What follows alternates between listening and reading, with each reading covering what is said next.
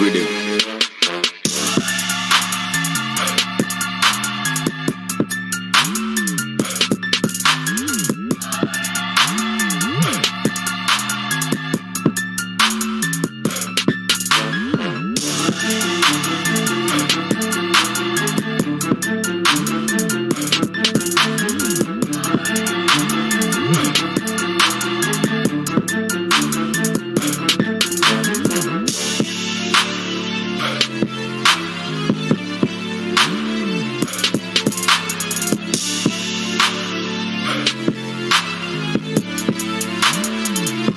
Monk on the beat.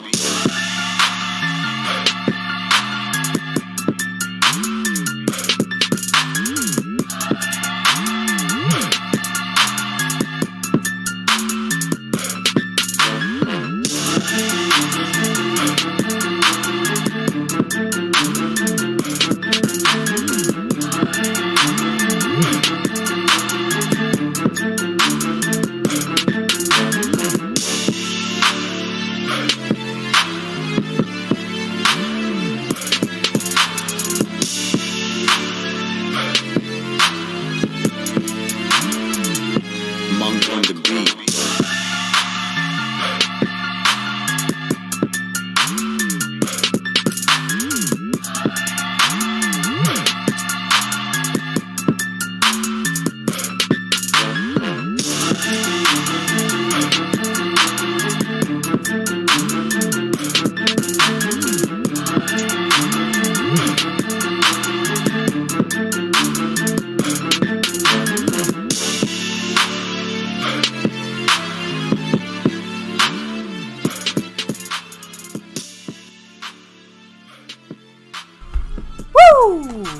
What is up, YouTube?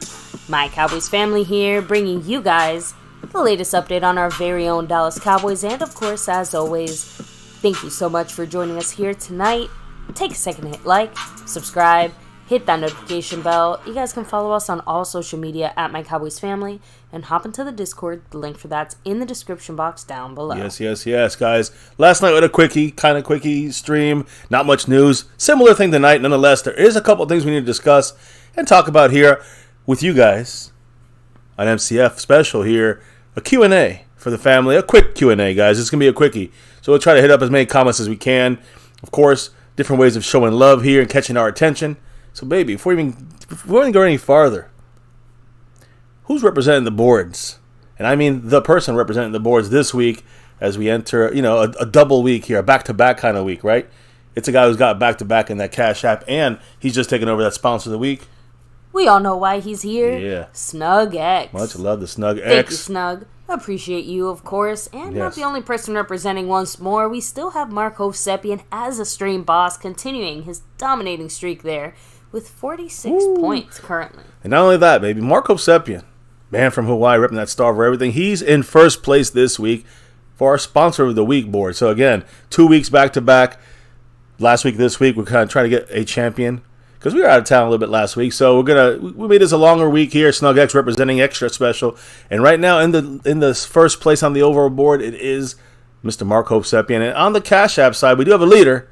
He's only got one in there. It's enough to take the lead, though. Jason Renfro, week and a half in, he's got $1 in there, and he's got the Cash App lead. So much love to Jason Renfro on that side of things. And also pre-stream drops.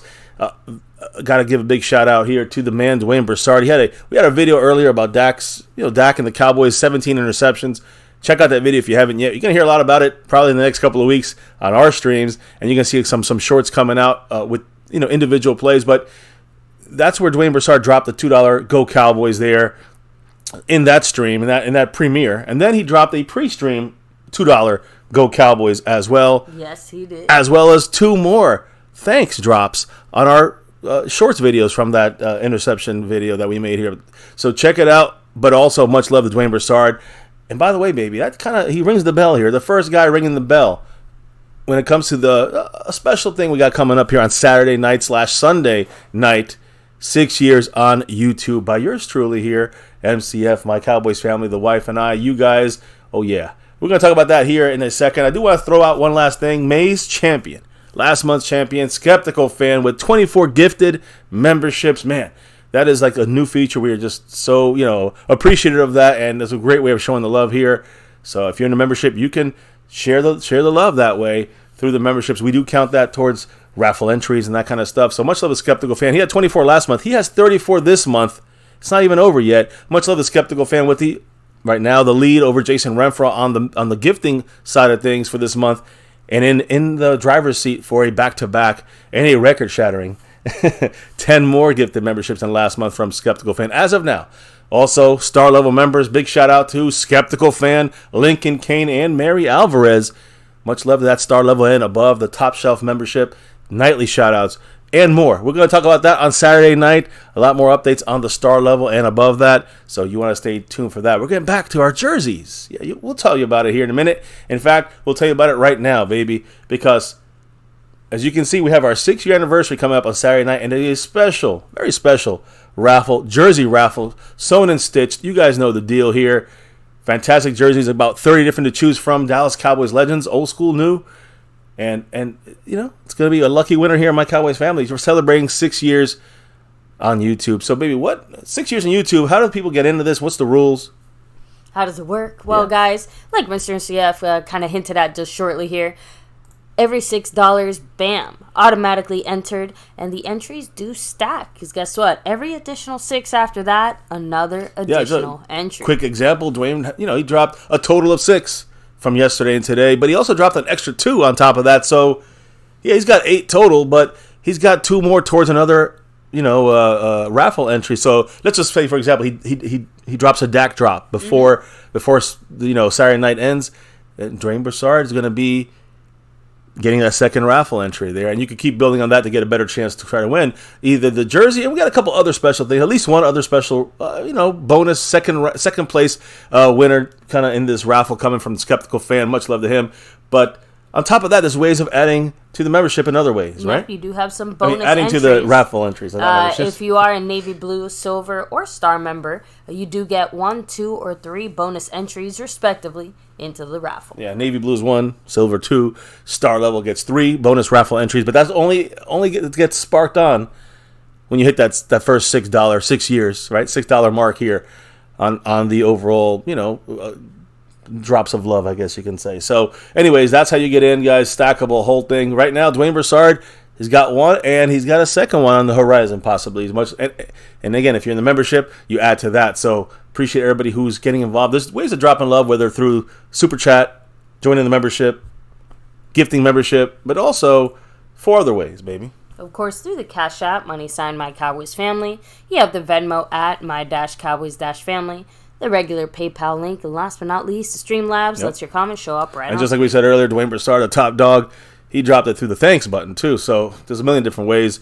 No matter how you do it, we count it towards the raffle entries and all that good stuff. And it's all. I know we have fans from other teams around here. Sometimes they're lurking. So it's actually any team. You just have less choices from other teams. But we rep that navy blue, silver, and star. So hopefully, Cowboy fan, a Cowboy family member here wins it, of course. So again, stay tuned for that. Saturday night is a celebration stream. We're going to have some drinks, party a little bit with you guys here. One-time only viewing on Sunday. This raffle will take place Sunday night, so stay tuned and be there. Now, let's do the shout-outs in the house. Who's here with us? We have Scorpio, much love, representing.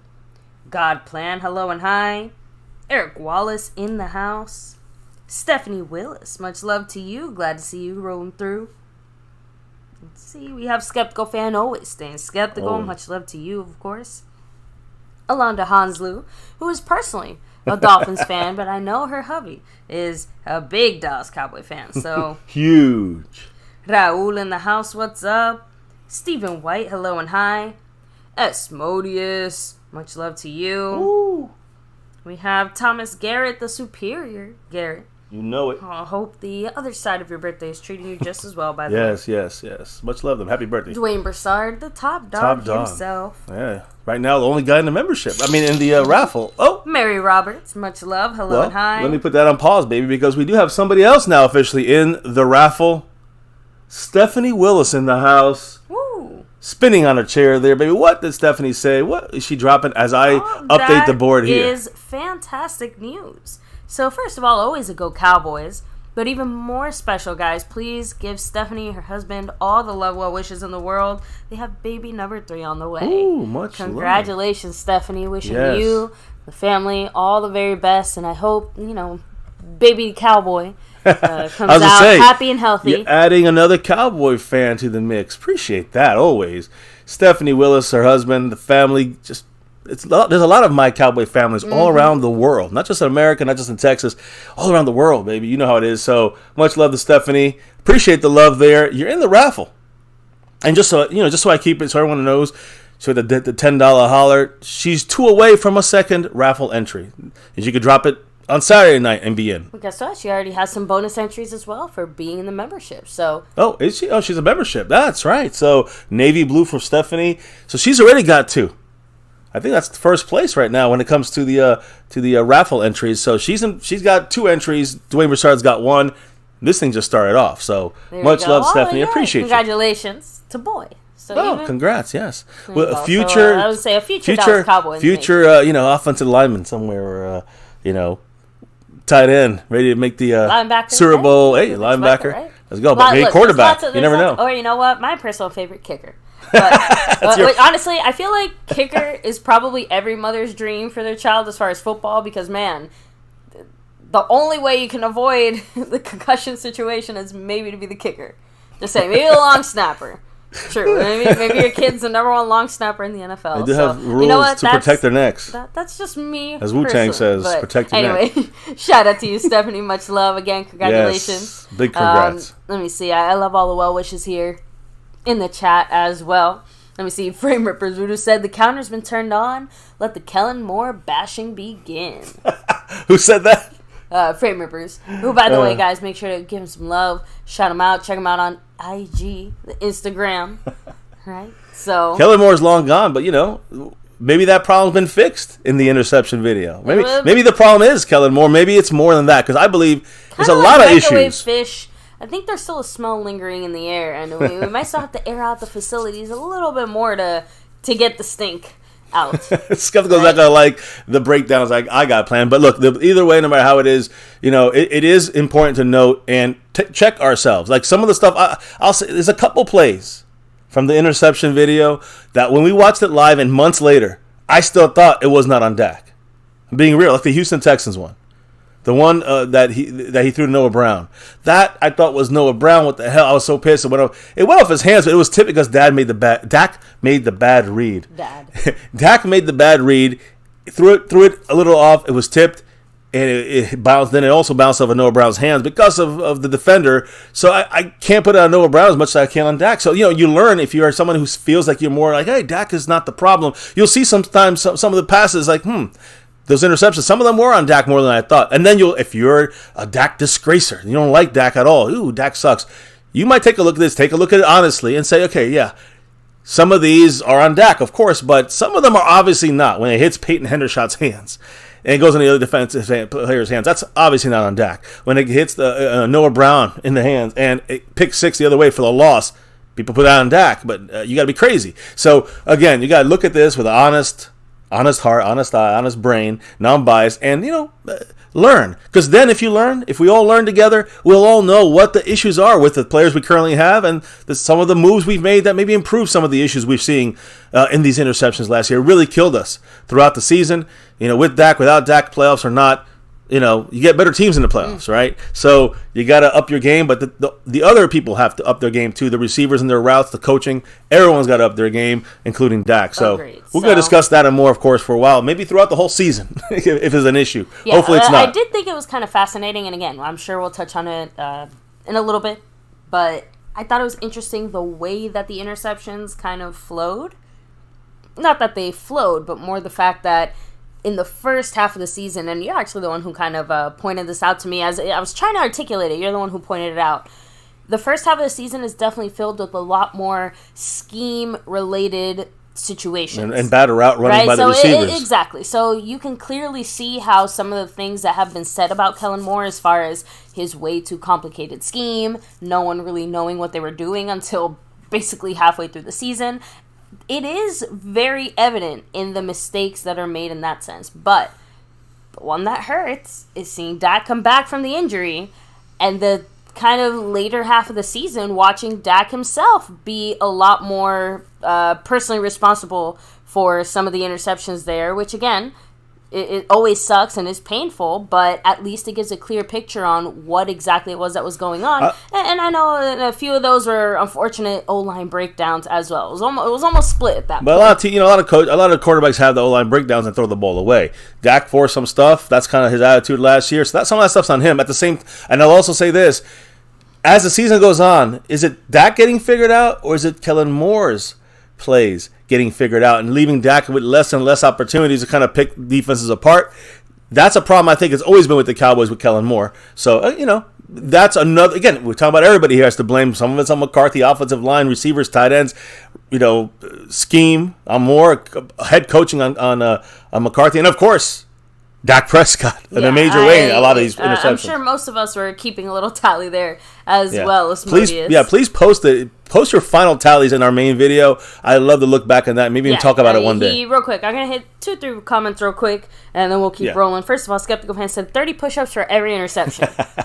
Yeah, Dak. And Dak's going to be ripped. Dak, the receivers, the offensive linemen, whoever blew the plays, that play needs to get do the 30. I agree. Along with the freaking Mike McCarthy and his play call. Andrew Reese said it's just a bad year for interceptions. Yeah, a lot of people. I mean, Dak was extra aggressive last year. That's the one difference we've seen from Dak in previous years. The aggressiveness in Kellen Moore's play calls, I think, hurt. Maybe a little too aggressive, but yeah. Stephanie Willis on the board with a third third raffle.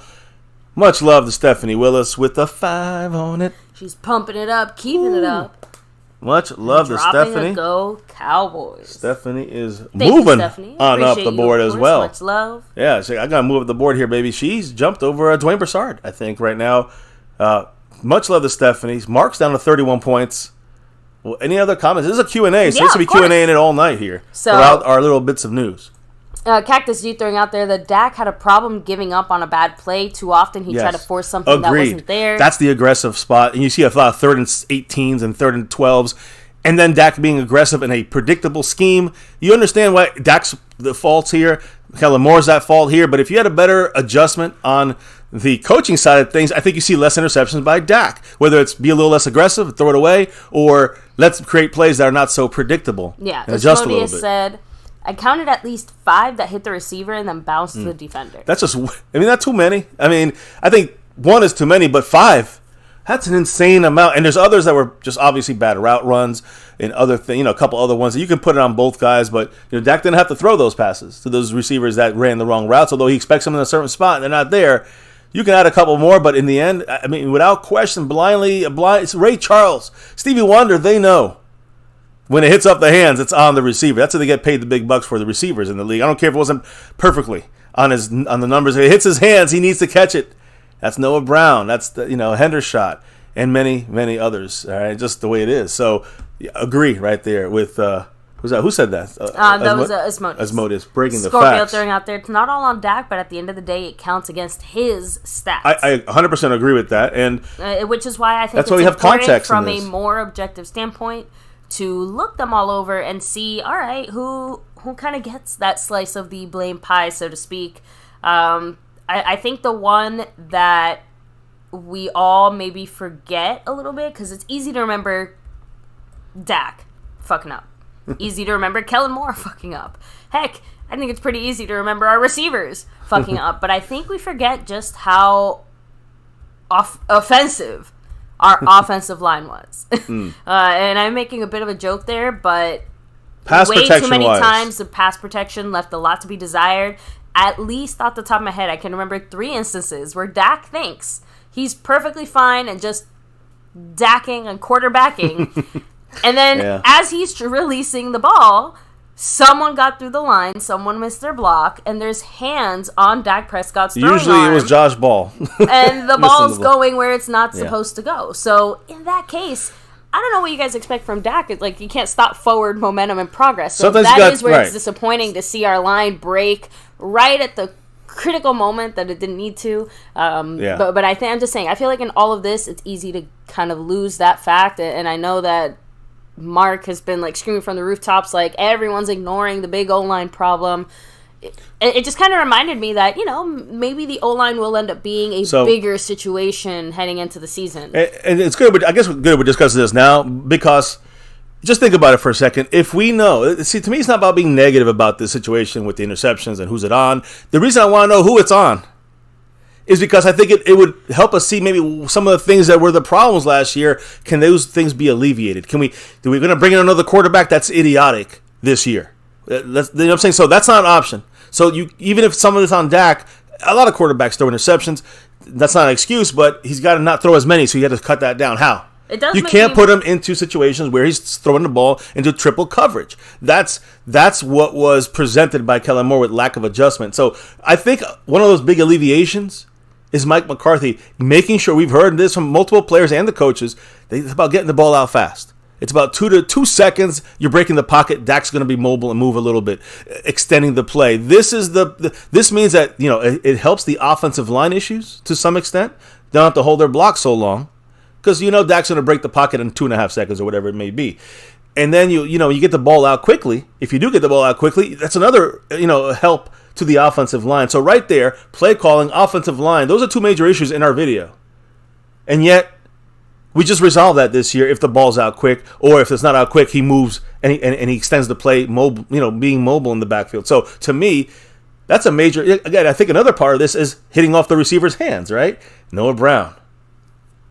Just saying, Hendershot. Oh, sorry, I thought you were going to say Noah Brown, Hendershot, with some mistakes there. Other guys, with bad route running. I think Gallup, honestly, when it comes to the routes, is a lot that sticks out. But Gallup with the injury. That's going to get better. Yeah. And then you have an improvement with Brandon Cooks on the offense. So now you're saying, okay, now you're not going to get as many drops. You're not going to get as much as inconsistent route running. That also helps the whole situation. Even if Dak is the same as last year, he's going to be better because the guys around him, the play calling, the way we're designing around our faults is better. And I think that's the positive you're going to take out of this video. That's my thing. I agree because, again, let's say 6 of them were because of scheme.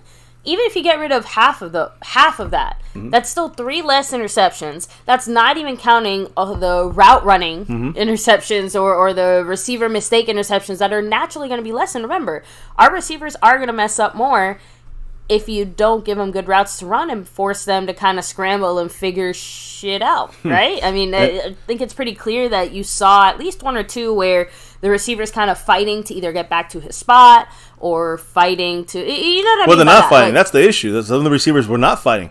Like Gallup would stop running to get back. And I think this year, what I'm hearing is that the receivers are going to start coming back to the quarterback and trying to. It's not going to be like a planned route, and now you just stop it. You're going to come back to the quarterback, which is the way it should have been last year and before that. So I think that I do think it's going to alleviate some of those issues with the way we do some of these play calls. To interrupt, but real quick, Stephanie Willis. So Gallup is, as of now, finally officially 100%. Recovered from his injury. So he's no longer injured, but he basically played the entirety of last year recovering from his injury. Right. So he wasn't injured per se, but he wasn't 100%.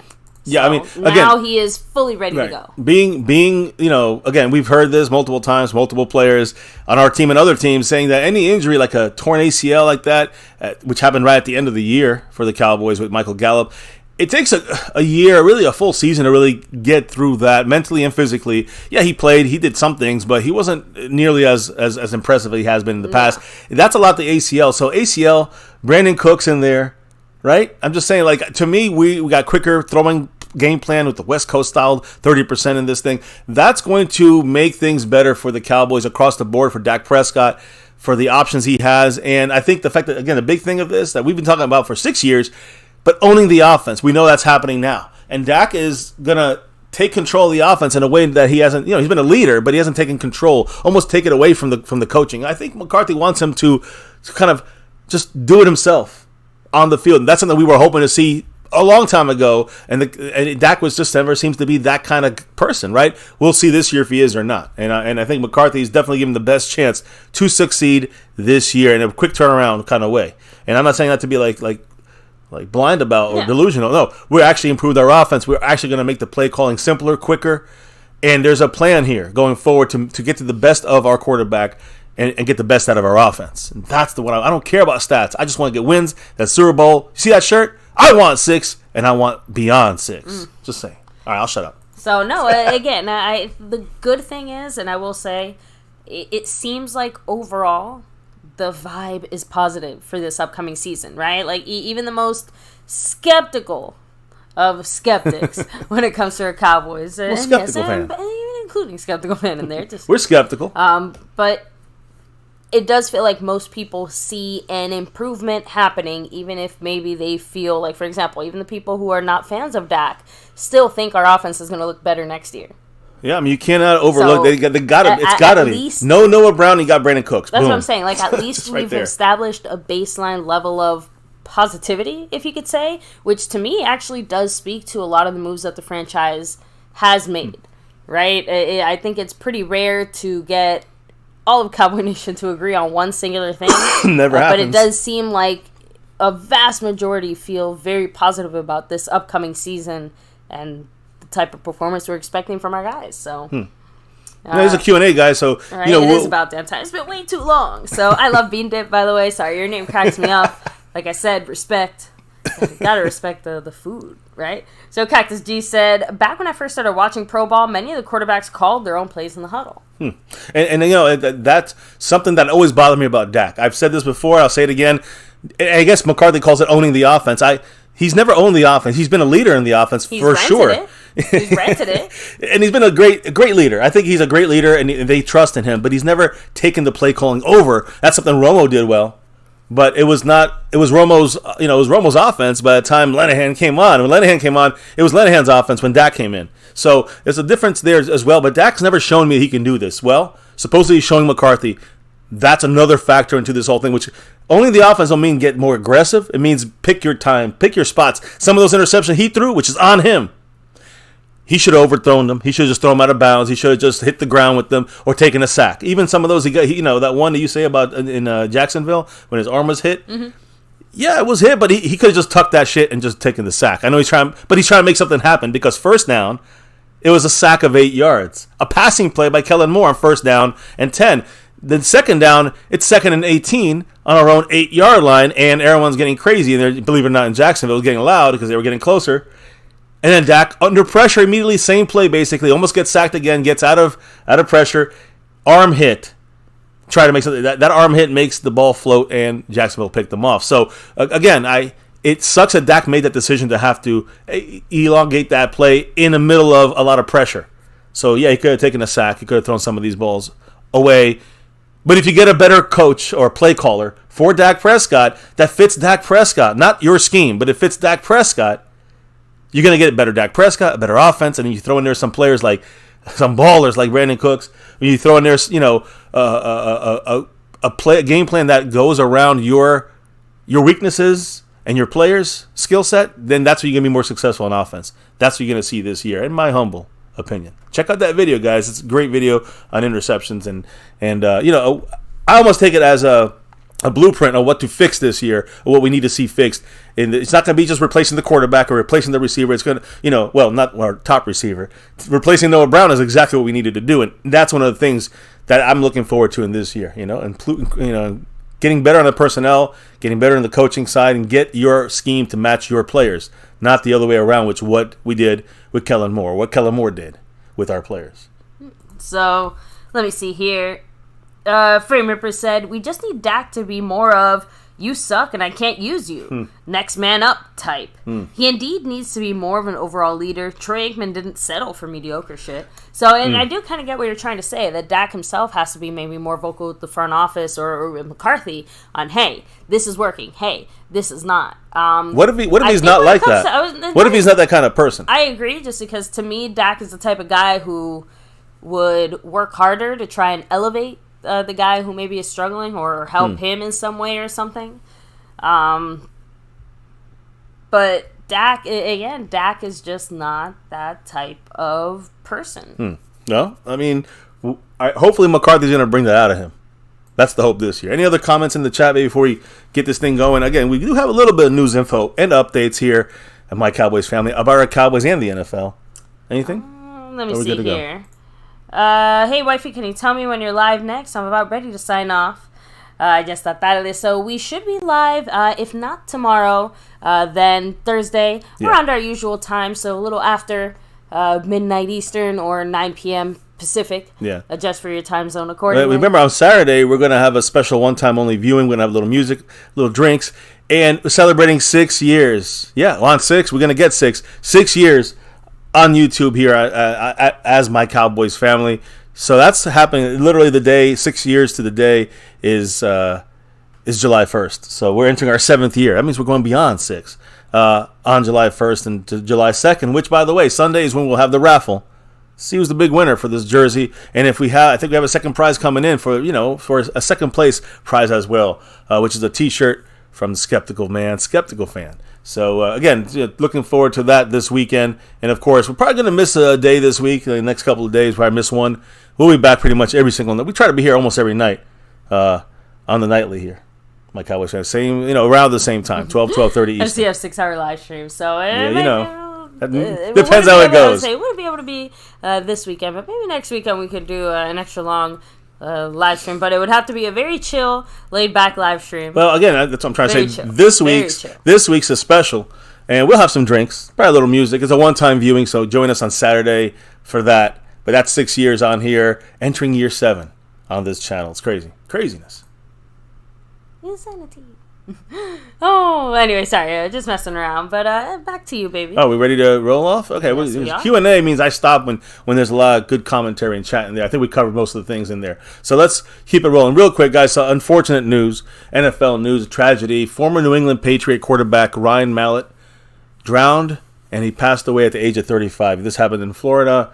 So, again, very sad situation there. Mallett was currently serving as Whitehall's head football coach.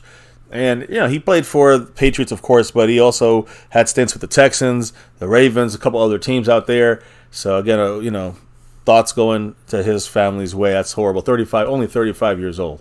Now, NFL news, current NFL player news, Josh Jacobs, running back, right? We've discussed the running back situation here a lot. We talked a little bit of drips and drabs about Zeke. Keep popping into the star. Last month, he popped into the star. Josh Jacobs kind of having a similar issue getting a contract with the Raiders. When it comes to every running back here, basically having a lot of issues getting contracts right now. He supposedly is going to, this is the word, I doubt he's going to do it. Supposedly the word he's going to hold out week 1. That's going to cost him a lot. It's going to be a big hit, and there's no going back on that money. You can't get that money back again. Remember, the new CBA basically makes you really pay if you want to hold out. So. Yeah, the teams cannot.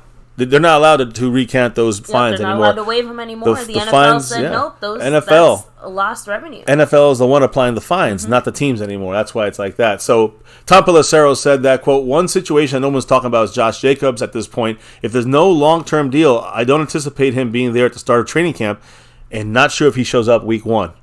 Obviously, it's a major hit for the Raiders. Josh Jacobs, he wants to get paid, even though he's a running back. Now, another running back that we've looked upon as a name, right? Which of the names we talked about? Of course, Zeke is a power kind of guy, right? We talked about, we've said that, I think Hunt is out there floating around. I'm gonna mess it up just because we already have one of these, but Cook. Yeah, Dalvin Cook. Dalvin Cook, he's still out there. I'd say both to cover my bases. Well, Cook is out there. I know. We got Cooks. I was literally about to say Dalvin Cooks, and I was like, doesn't sound right, but maybe it is. Well, Dalvin Cook, he's still out there. Another running back that we've talked a lot about him. But what about Leonard Fournette, which is a guy we've also talked about a little bit today, guys. He escaped injury, maybe death, when his car caught fire. Shit. While he was driving. It's scary. I want to know what car that was. Which vehicle. It was unclear whether, where he was at this time or what caused it to combust. But he posted a video on his Instagram, I think. And he, again, escaped a very scary moment for him. His car caught fire while he was driving, and it was just charred. The whole car was charred. It was broken down to the side of the road of a highway. It looked like a major highway. And it was his burned SUV on the highway there on his Instagram. He said, quote, "Man, it was one of those days today, but I'd like to thank God my car caught fire while I was driving, but I am still blessed." And again, guys, those are some scary images for sure. But a lot of NFL players reached out to him after hearing about this. Jalen Ramsey, Frank Clark, Deontay Johnson, Marcus Spears, Tevin Coleman, Brashard Perryman, and others, including our very own Michael Gallup. So he was in the mix there, nice. Making sure that Leonard Fournette was doing all right. So, again, he's fine. He's escaped any injury, thank goodness. And still out there as a free agent, by the way.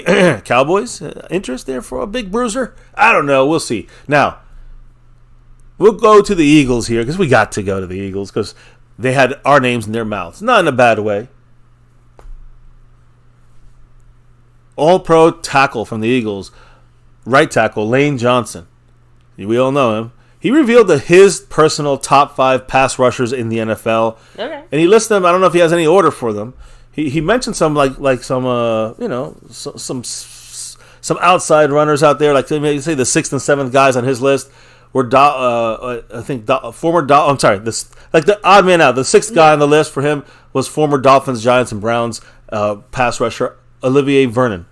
But his top 5 people: Myles Garrett, Max Crosby, T.J. Watt, Micah Parsons, and DeMarcus Lawrence. Interesting that we have 2 Cowboys on this list going up against him that he definitely has issues with trying to block them. So DeMarcus Lawrence and Micah Parsons on this list. They play us a lot too, so probably that's another reason why. I mean, there's no Chase Young on this list. There's nobody else on this list from the division that makes any difference here outside of Micah and DeMarcus Lawrence, both from the Cowboys. So just thought that was interesting there. Lane Johnson, I guess you could say, give him respect to just speaking the truth, right? Whatever it is, that's the way it is about our pass rushers. And yeah, if you look at our cover, you see Micah Parsons up there.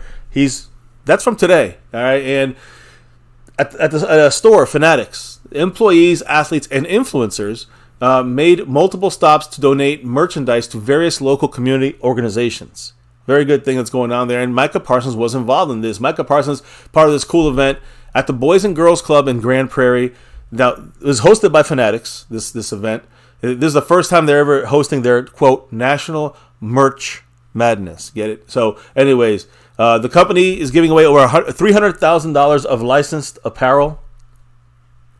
Micah Parsons was out there having fun with the kids and with some of the people there.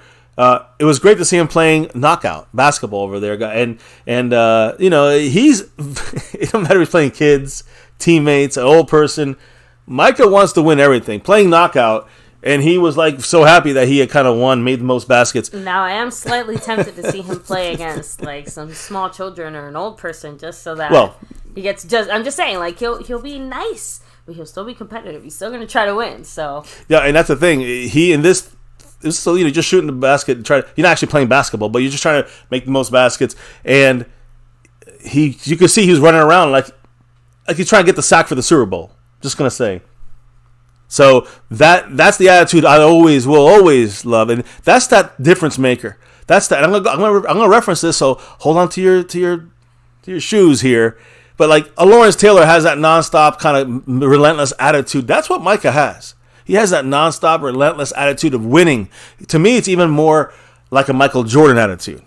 And that is, again, take a look at the thumbnail, guys. I'll put it up here for you. You see the shirt he's wearing there? He's repping the best ever, Michael Jordan. So, yes, doing his little basketball, game of knockout. He's knocking the poor. Again, I say kids. They're young kids. They're younger. They're like small. And he still wanted to win. Like, that's how serious he took it. And he's wearing the best. MJ, 23, you know it. So, anyways, listen, I love Micah Parsons doing his thing there. So, he did speak, though.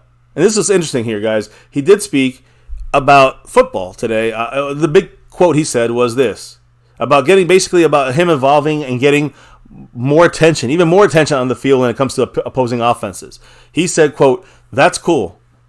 Come on, come bring it. We want them to come. If you go to a safari, you see buses. They all pull up on the lions. And they don't flinch. Why? Because they are the king. They're not going to flinch. Please come visit. You're more than welcome. I'm okay with feeling uncomfortable. That's how you evolve." So, I mean, Micah, I don't know, I was going to ask you how you think, but I mean, Micah Parsons is definitely, wants to feel uncomfortable so he can get better. Again, Micah definitely has a personal growth type of mindset, and again, his competitiveness extends to like even himself. It's like he's always competing, not just with everyone around him, but it's like he's competing with his own version of himself that he is trying to get better than. Hope that makes sense. You get what I'm trying to say? Yeah, no, 100%. And that's that. Micah has a type of energy and fire Let's be honest. Even ultra-talented players don't usually have the type of drive that Micah has. So for Micah to be this hungry and this talented, it is a very rare, very dangerous combination. We better get this man a Super Bowl ring before he spontaneously combusts. I love to have a player like that. I know the Jordan mindset that Jordan had in those years. Kobe Bryant called it the Mamba mindset, but the point is that Micah has the Micah mindset, and I think this is, even in anything he's doing, he wants more. He wants you to bring it. He wants the opposing team that's challenging him to kind of push him to his limit. It's almost like he's fighting himself. I'm gonna quit. I'm gonna stop working hard. No, I'm weak. I gotta double up my routine. That's what it feels like with Micah Parsons. He's never really, let's be real, he's never really done when he's out there busting his ass out there. And again, gotta love it. Just a little 2 cents there on Micah Parsons. Now, sticking with the defense for another minute here, J-Ron Kearse. I'm gonna put up there our defensive coordinator, Dan Quinn, because actually, maybe we just saw something recently here of Dan Quinn with Micah Parsons, Osa Odigizua. I think there was one other player in there too. I forgot who it was, but these guys, also Aiden Dirty, is it Aiden Dirty? Adam Dirty, our defensive line coach. They were all at the boxing, doing a little boxing thing, working out in the offseason. We knew this from the past. We saw Brandon Cooks and Gilmore were also there. So we saw this. We saw all this happening. Today some more video was released. We'll probably post it tomorrow on our short. But check it out. It's Dan Quinn, to me, looked great out there. Boxing like he's Rocky. I don't know. So he's looking pretty good. Dan Quinn, remember after this whole workout with Micah, he said that, I'm completely in support of your routine and what you've been doing this offseason. So whatever it was got the stamp of approval from Dan Quinn. Other guys out there busting their ass in this offseason here as we get ready for training camp in about 4 weeks away, less than 4 weeks away, less than a month away. J-Ron Kearse, we saw him out there running around, working hard before training camp. He's out there doing mirroring drills and other stuff. I'll try to get that out there as well when it comes to what J-Ron Kearse is doing. Another guy is out there. We talked about him a couple days ago, and that was Israel Mukuamu. So you're seeing a lot of defensive backs putting out some work out there. They're definitely sharpening their skills, getting ready for training camp. Listen, J-Ron Kearse is going to be starting, but he's got to get, he's the leader of that safety crew pretty much. And then, Mukuamu, every year he's getting better. He's evolving. He is improving. Last year he was a slot corner / safety. I'm curious to know how Dan Quinn's going to be utilizing him.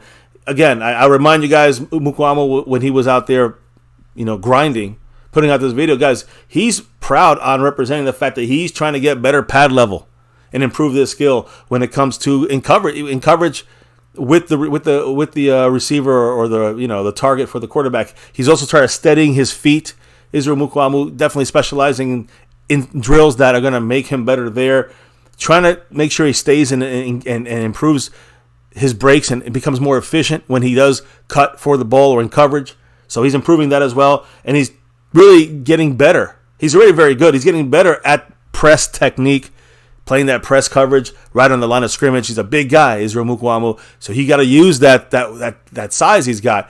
And again, this is just offseason. When he gets back with Quinn, these things will be continued to go forward. And we'll see more of number 24, Israel Mukuamu. We're going to see, again, J-Ron Kearse doing his thing out there. We're going to see all this, I think, just continue to flourish for our Cowboys on our the defensive backfield side of things, the defensive backs, safety specifically in this case, and Mukuamu, who's kind of turning into a slot corner. So I just want to throw that in there. Now, done with the defense. I don't know if anybody has anything to say in there before we, I got to rest my vocal cords. Cracking me up. Any question Q&As out there? No, we kind of touched on most of these comments here. So, although Cactus G did say, McCarthy specifically told Dak, and Dak repeated it, but if you don't like the play, then throw it out. Just kind of touching on the whole. Right, it's a difference in Dak change. Taking things over. So, obviously, defensively, again, we obviously do not have that concern at all. Although, I guess if you had to give it to one player, whose defense is it? Is it Micah's defense? Oh, it's Micah's. Yeah, it's Micah's defense. But Dan Quinn he's the chess master. Micah is the queen piece on that board. I think we're going to use him more as that rolling around linebacker than we think. And we're going to use a lot of edge, but he's going to be playing blitzing linebacker. We've seen that analytic be more efficient for Micah when he's moving around rather than in one spot. Even though he's still dominant, but he's even better when he's moving around. And there's Bobby Diaz, part of the family here. Subbing it up. Welcome to the family. And go Cowboys, you know it. Appreciate you, Bobby. Welcome in. Now, any other things there before we keep it rolling? Because, again, I know we got Q&A, but I want to make sure I go through all the topics. Q&A and in between the stream. So. Well, let's also remind everybody some basic things here, like how to help the channel by hitting that like button. That's right. You got to hit the like, subscribe, and hit that notification bell. Usually that's the best, easiest, simplest way to make sure YouTube always sends you a notification when we go live. And, of course, don't forget, you can hop in the Discord. The link for that is in the description box down below. We post them there as well. And social media at MyCowboysFamily, Twitter. You know how that goes. So, of course, an extra special shout-out to the people representing on the board here, like the sponsor of the week and Cash App King, SnugX. Yes. And, of course, Marco Seppian. He's got 30 points on that stream boss, right? It's trickling down. And he's also first place on the overall board. Jason Renfro's first place on the Cash App side. And one last thing. Special thing going down. Of course, we have the one-time viewing, 6-year anniversary on Saturday night here. Join us for that. But also Sunday. Sunday's the big raffle. We're back doing the raffle. It's been 6 months. Back to the raffles, guys. And 6-year anniversary. Why not? 6 months, 6 years, $6 to enter. Try to win a Sewn and Stitch jersey here. Your choice. 30 plus different Cowboy players. New, old legends. You know how the deal goes. 6 to get in.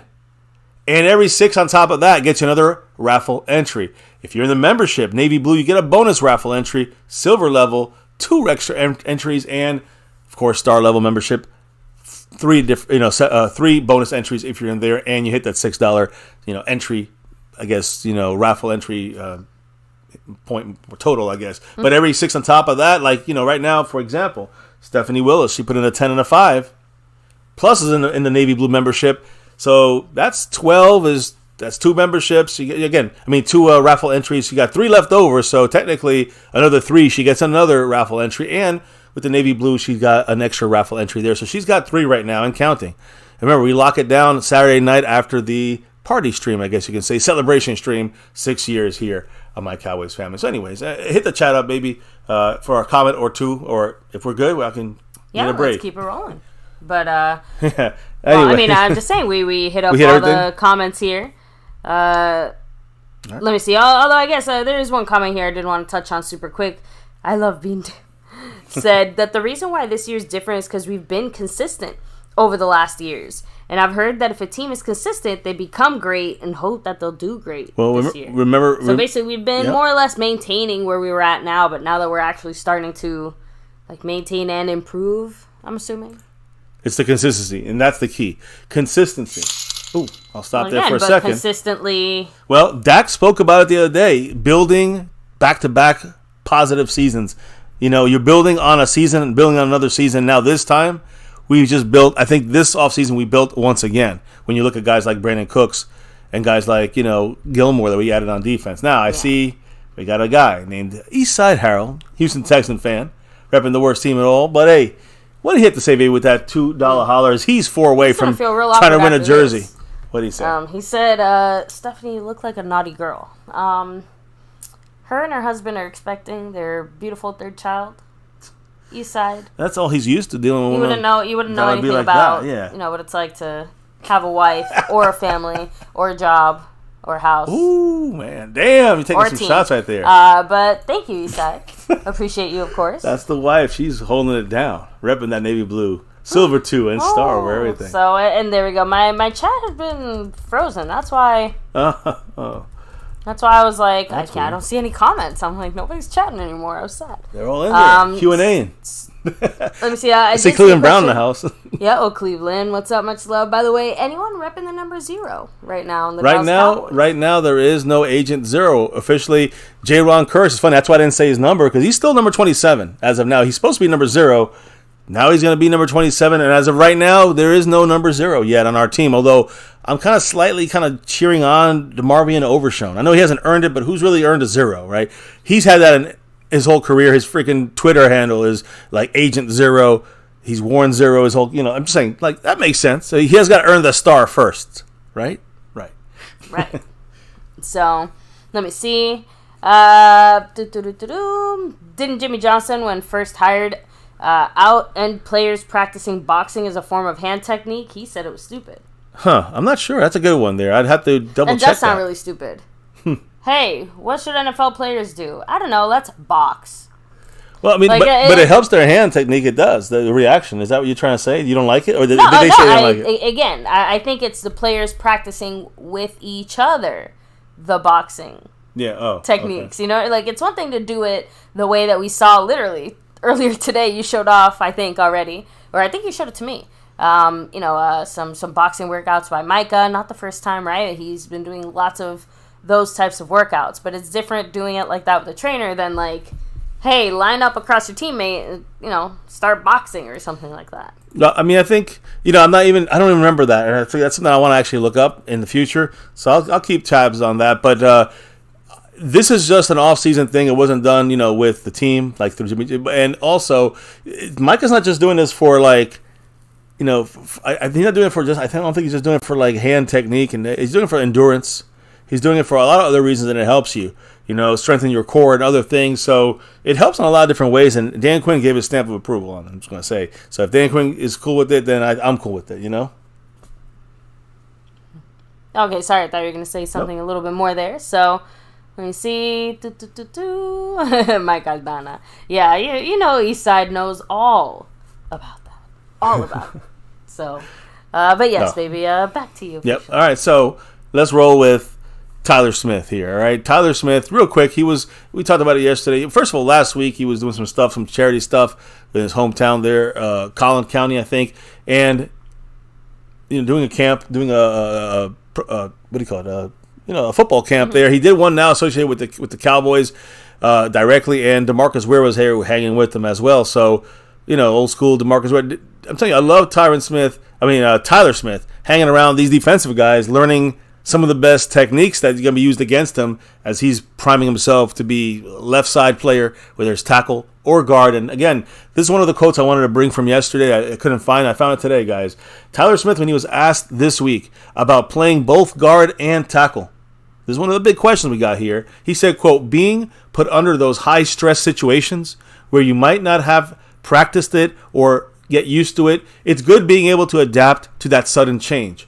That could be the difference in losing by one and winning by one. That's the most important thing. So, I'm saying I think that's a great comment, but I mean, what's your 2 cents? No, I love his mentality there. Again, it sounds like he is definitely prepared to take on the kind of high-pressure, high-stress situations that he's hopefully going to find himself in. And honestly, what's more high-pressure than, oh, by the way, you're playing left tackle now. Congrats. Yeah. I mean, that's a sudden switch, there is no easing you into that. That's literally throwing you into the boiling hot vat of oil and I think frying you up. Great point. I think that he said is that, it's good to get, I'm not saying you're going to get used to it, but he's adapting to that sudden change, and he knows he's got to get ready for it. You never know what's going to happen. So you're right. But again, that's why I call him a left side player. He's not a left tackle or a left guard. He's both. And he's ready to do both at a drop of a hat. And he's like top 15 in one and like top 5 in the other. I also think that he has the mental ability and maturity. Like he said, you kind of have to almost get to a more comfortable level with some of this stress, like some of these stressful situations. You do have to kind of learn to live with it and then function still while all these things are going on. So I think Tyler Smith had, arguably one of the best rookie years you could possibly ask to have. I think it surprised pretty much everyone. I mean, all of us. Again, how good it was. The Cowboys for were him. expecting him to do well, but even the Cowboys were not expecting him, I think, point. to do what he ended up doing. And he was, which is fascinating to me, and very, very good. More than solid. Yeah, more than solid than we could have ever expected. And that goes down to the scouting side of things and Will McClay. So that's what we got to trust in Will McClay on this stuff. Now, I will say one last thing. What he mentioned there, I love that he said, knowing that if you're not ready, you're not adapting to that quick switch, that could be a difference between losing by 1 point or winning by 1 point. And he's damn right about that. That one hit on that quarterback, forcing a fumble or a rushed pass pressure that throws interception, that's the kind of stuff that can cost you a game. Tyler Smith already in his young age knows this. And I wonder how much that helped with guys like Zach Martin and Tyron Smith around him and Jason Peters around him last year. You know what I mean? So, rolling back to the final thing here, guys. Your quarterback, Dak Prescott, all right? Let me get to Dak here in a minute. Put him up on the screen. He's right there, but make sure he's getting blocked. He's getting blocks put out there by Tyler Smith, protecting Dak Prescott. But let me just give you this is an interesting stat, baby. It's just about quarterbacks. And we're going to get to Dak, and that's it for the night. We're wrapping it up here. But I'm curious to know how you feel about this. Since 2017, the quarterback sneak, when you needed 1 yard to gain, on the 1 yard line for a touchdown, only 66% success rate. So just a little too obvious. 2 out of 3 defenses are able to stop it around 30% of the time, which is not good. Yeah, that's 200 plays, right? In a sample size. Every other yard line, anywhere else on the field. Yeah.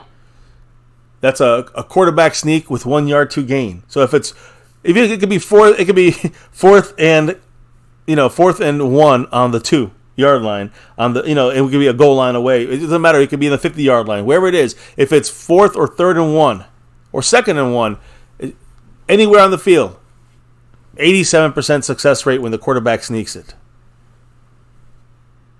No, I think I already said my thoughts on that. Like I said, I didn't get to the whole thing. That's what I'm trying to say. Okay. I said that 66%, but 87% is anywhere else on the field, and that's on 900 plays. A major difference there. A bigger sample size, but so like I said, specifically at that 1 yard line situation, seems like the best thing to do is to avoid, very obviously, the quarterback giving sneak. your QB the ball. Yeah. And letting him do his thing there. Anywhere else, if you want, you can. If it's second and 1, any other time, it's a viable play. If it's 2nd and 1, you probably want to throw the ball maybe on that down. But if anything, it just goes to show that once again, we've said it before. We'll keep saying it. Dak is very effective if he uses his legs sparingly, and this just goes to show. I'm just saying, on the goal line, don't want to see that. We would not be I already said that like 3 times. Yeah, I know. I know. I'm agreeing with you. I'm saying we don't want to see Dak using his legs there on the goal line, especially when we know it's a 2. Yeah, you'll work 66% of the time. I'd rather use it where it's somewhere else on the field when it's 3rd and 1. All right. You know what I think the main reason for this happening though, baby? The main reason I think this happens. It's one thing to give up 1 yard in the 50 yard line. It could break it for 50 yards. Another thing, if they break a tackle on the 1 yard line, it's a touchdown. It's over anyway. You know what I'm saying? So I think there's a little bit more. The defense has to play with a little bit more protective of a pass, or because when you have the whole field to still move, right? On the goal line, it's a touchdown if they can break that first tackle, anyways. On the 50 yard line, it's a 50 yard run if they miss tackle. So I think it's the way the defense plays it as well. So I think that's probably some of the trickery there. Now, Dak Prescott, guys, it's just a great thing for Dak here off the field. The American Cancer Society, they were excited to announce Dallas Cowboy quarterback Dak Prescott will serve as an American Cancer Society global ambassador.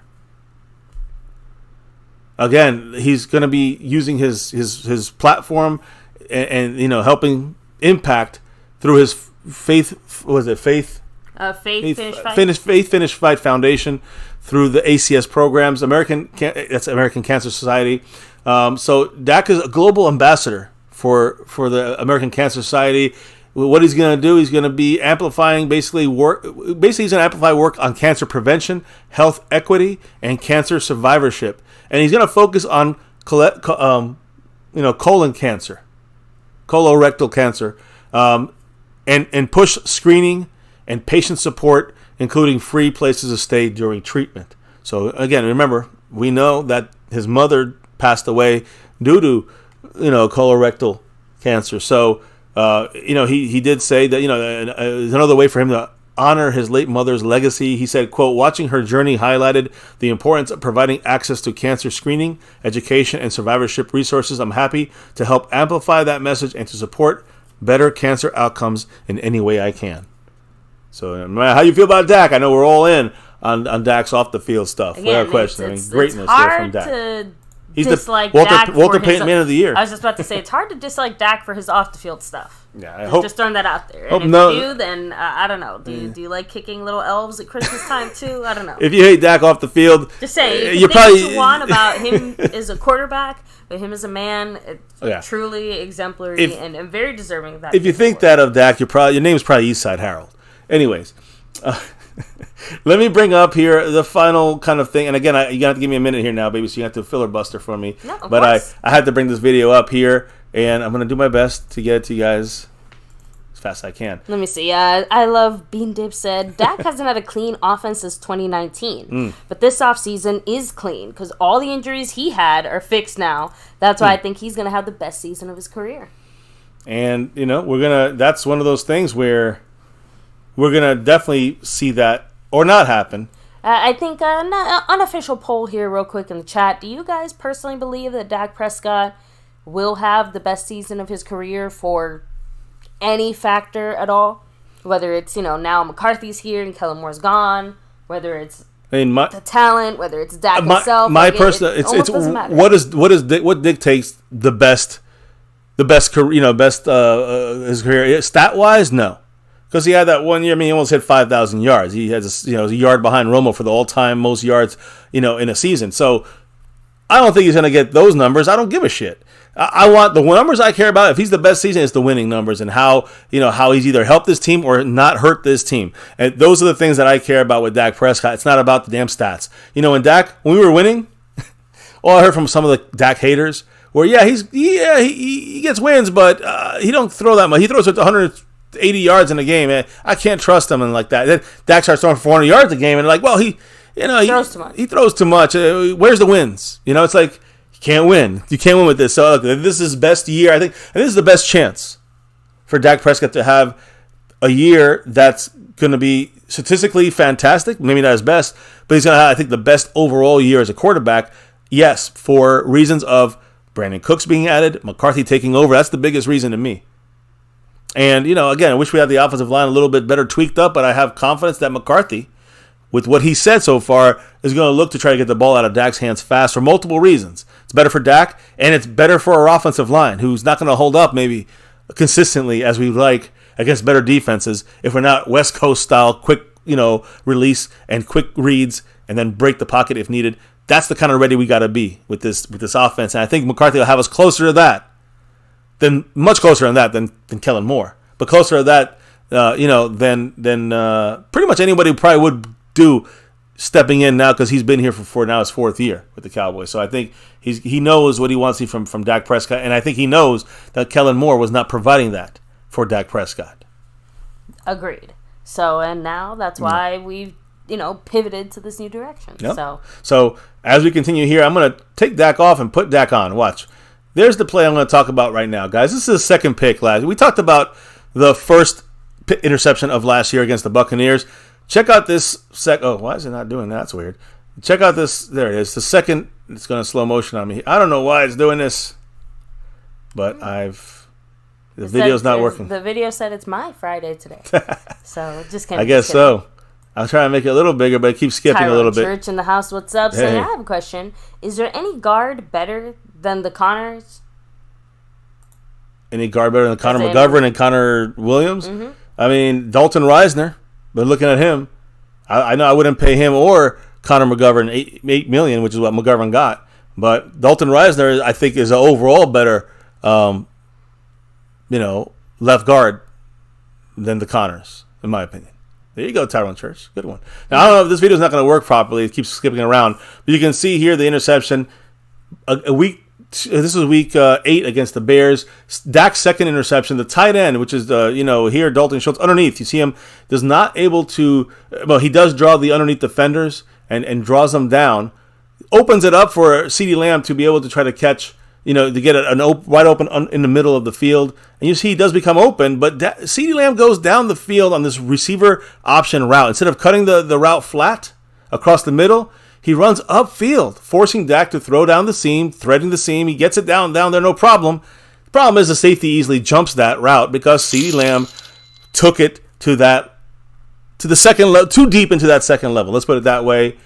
Skeptical fan, always staying skeptical, dropping that 1-2 punch. The $2 holler for Skeptical Fan. What did the man have to say, baby? As he's now 4 away from a raffle entry. And actually, he's in a star level, so that'd be 3 actually bonus raffle entries. What did the man say, Mr. Skeptical Fan? He said, "Go Cowboys." Ooh, Much love. Thank you, Skeptical Fan. I appreciate you, of course. Yeah, I think I see a big thumb. Big- big finger pointing up. Let's go Cowboys. Number one. You know how we do this. Yes, much love. Skeptical Fan. And Stephen White, have a great night. Take it easy. Yes. So, yes, appreciate that, Skeptical. By the way, Mark to 26 points. Deron Bland style. And just finishing up with the video here as I'm trying to go through it here. You guys can give your 2 cents on the short. You guys give your 2 cents on our video that we posted. But who deserves most of this blame here? And I think it's got to go to CeeDee Lamb more than anyone here.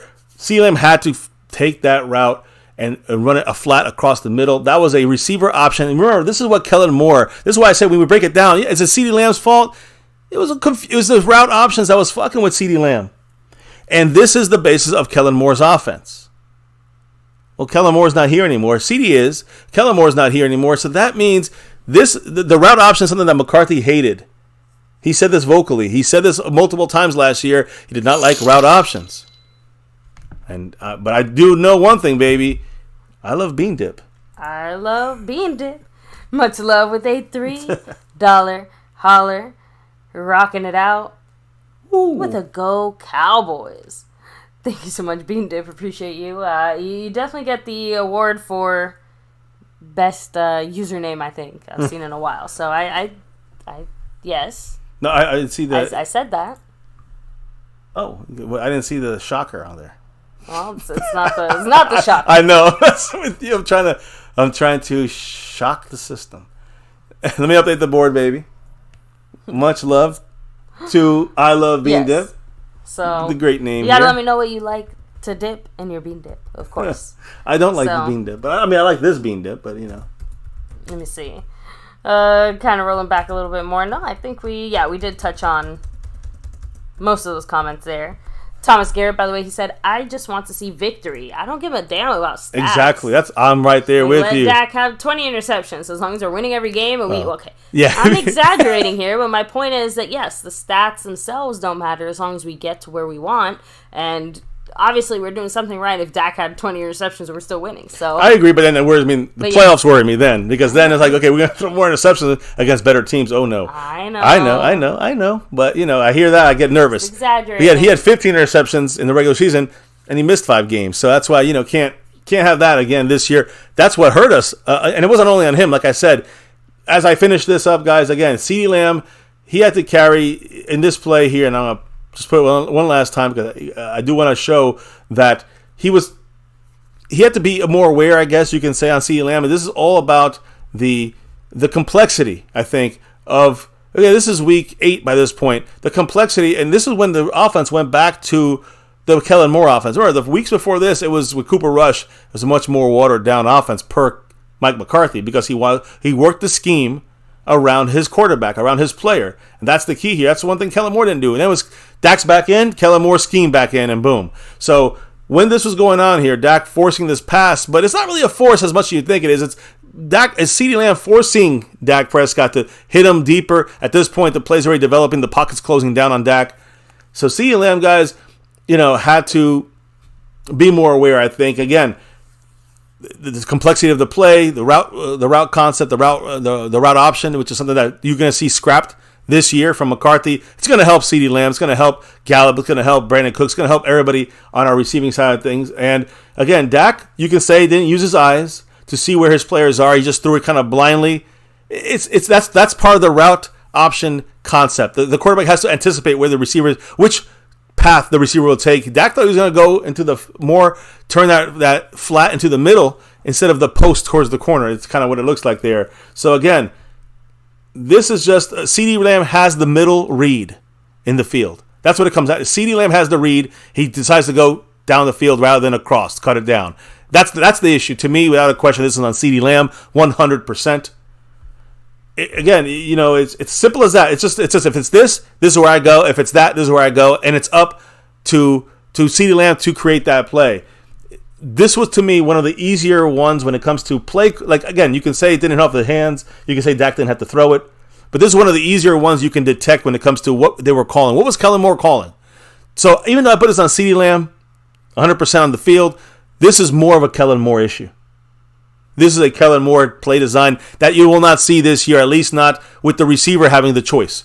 It's going to be already a chosen way, and Dak knows, okay, that's not there. I'm busting out and going left or right out of the pocket. So, again, if the safety creep down a little bit more, or if the not the safety, but I guess you could say if the down low guy there, the down lineman or down linebacker drops back, CeeDee Lamb would go more on a post to draw the linebacker back, and then Dak would go underneath and find one of the tight ends there. So that's the thing there. That's the way the play works. Dak followed the instructions. Tight ends followed the instructions. Everybody followed the instructions except CeeDee Lamb.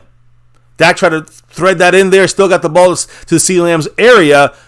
CeeDee Lamb forced a bad throw for Dak Prescott there, unfortunately, in a very iffy, route option system by Kellen Moore. So yesterday we talked about it. It was a lot on Dak, mainly on Dak. I think I had most of it on Dak. This one here, the second interception for Dak Prescott last year in this offense, more on CeeDee Lamb. Let's just be real about it. That's all. So any quick comments on this before we say goodnight? Because that's a wrap here on MCF, guys. I told you it'd be a quickie Q&A tonight. Let me see. Frame Ripper said, now we're doing conspiracy theories on this channel. I don't remember reading anywhere that said it was Mike McCarthy with Rush and not Kellen Moore.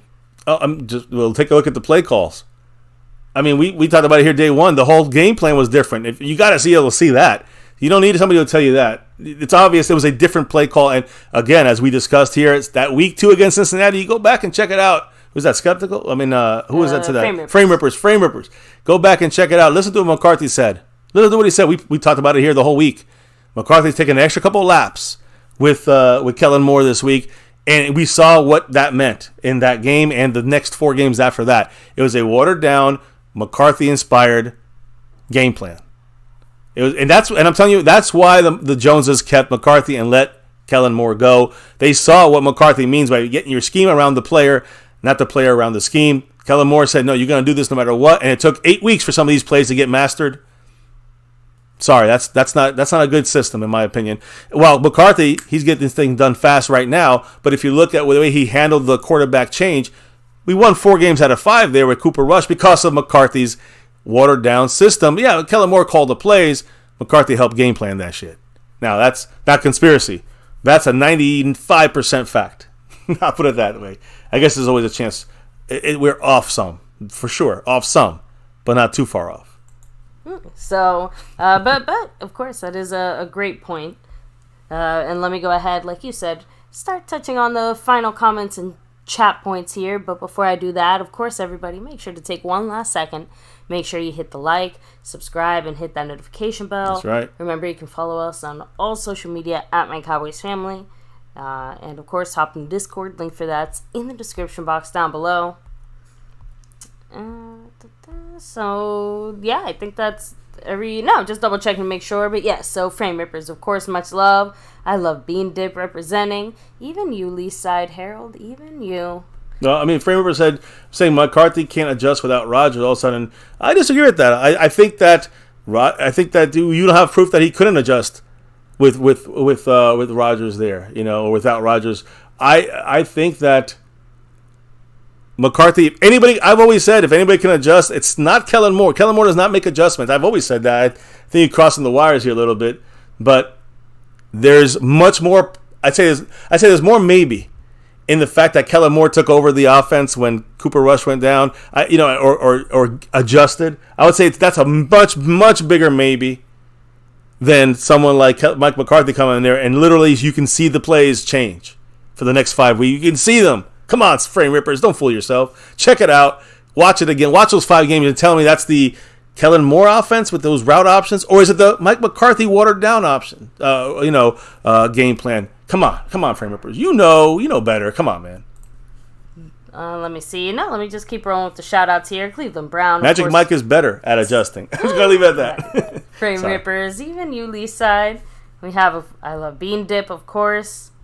Cleveland Brown. Wang. Dangling. Yeah, he's popped in here. Scorpio representing. We have Stephen White in the house. Tyrone Church, much love. Danglin is a Dak disliker. Thomas Garrett in the house. Burn in the house. Dave Walker, much love. Who, by the way, Skeptical Fan is sending the hat to you, Burn. We're going to get it. Let us know where to send it to. Send us the email, mycowboysfamily@gmail.com, so we know where to send your hat, brother. You know you loved it. Skeptical heard you. He sent it. When we get it, we're shipping it to you, brother. So let us know, Burn, when you want us to send it. We'll send it to a P.O. box, whatever. Let us know. But big thanks to Skeptical Fan. Sorry, baby. Go ahead. No, hell yeah. Let me see. We have Sean Hopkins. Have a great night. Mike Aldana, much love. Stephanie Willis representing. Yeah, Mike Stephanie. Aldana. Cameron. Stephanie got 3 raffle entries in this one, as of now. Let me see. Yeah, it's as far back as I can go. Burn Bar here. He said, yeah, you heard right, Burn. Let us know where to send it to, and we will ship it to you as soon as we get the hat. When the man Skeptical Landlord Fan. from Alabama. Landlord. Through. Much love. Much love, the landlord in the house. Doing his thing out there. Hell yeah, guys. Make sure to go check him out. Show him Yeah, some love. sub him up. Let me see. And yes, we definitely saw Mosh's thing there. Hey, that was made by yours truly. Yo, boy here, MCF, My Cowboys Family. So, on that note, guys, we are wrapping it up here. It's a done deal. We hope, we had some great comments tonight, good back and forth. Check out that Dak breakdown, that Dak video, some comments in there about that. I'm personally curious to what you guys thinking about that. So, I think Dan Rogers did a great piece on this, and so love that. We want to take it a step further and see what you all think, because the blame is not about putting the blame and think about last year. To me, it's about looking forward and seeing the issues in 2022, and not just saying, "Oh, you can just replace the quarterback." And no, it will not fix things.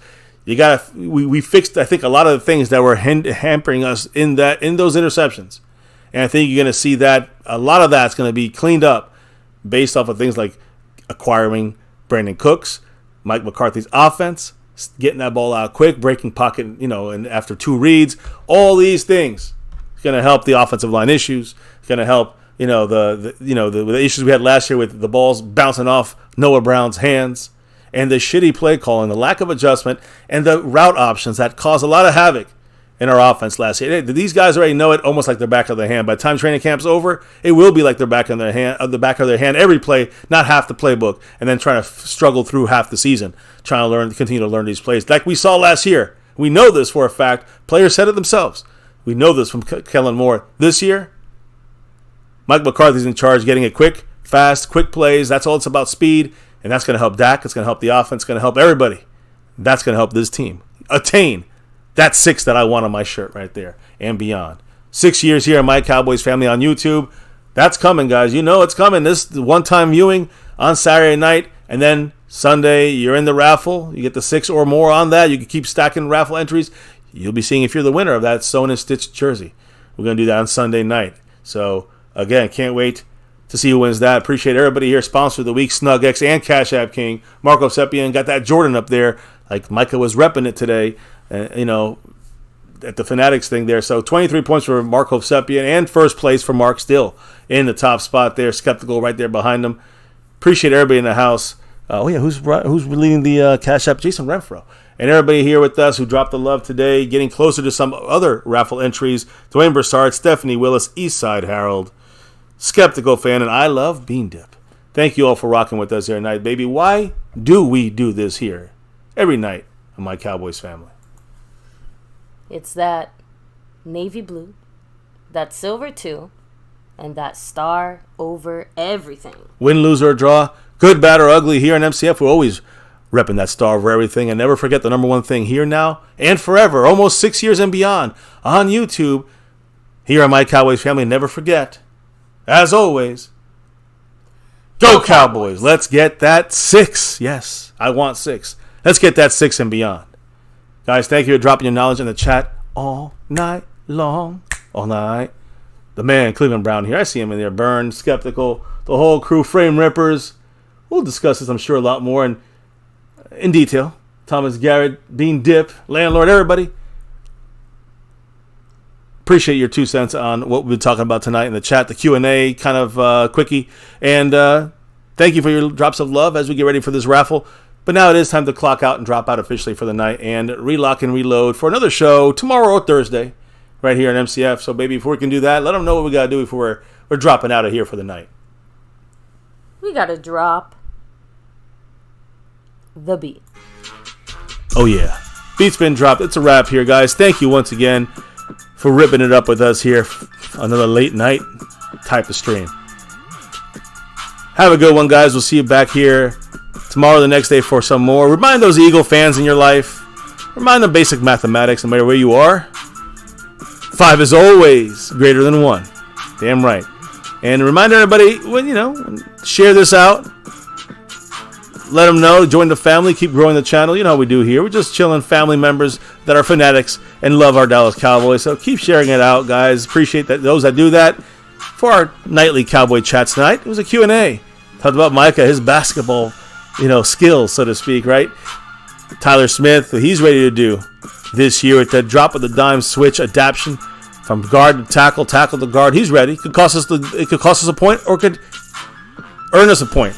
That difference. And Dak doing a lot for the cancer situation of things. Of course, we discussed that in detail, but breaking down those interceptions, I think it leads us to the answers to this 2023 future. Check out that video we posted earlier and the shorts associated with that. Drop your comments in there. Let us know how you feel about each of those Dak Prescott interceptions. Really, it's Dallas Cowboy interceptions. Here in MCF, it's always about that navy blue, that silver too, that star over everything. Never, ever forget the number one thing here in my Cowboys family. Much love to everyone, even the haters. Appreciate you all, guys. Have a good night. Truly stay safe. We'll see you back here tomorrow or Thursday night for another one. Peace out. Stay safe and never, ever forget. Go Cowboys!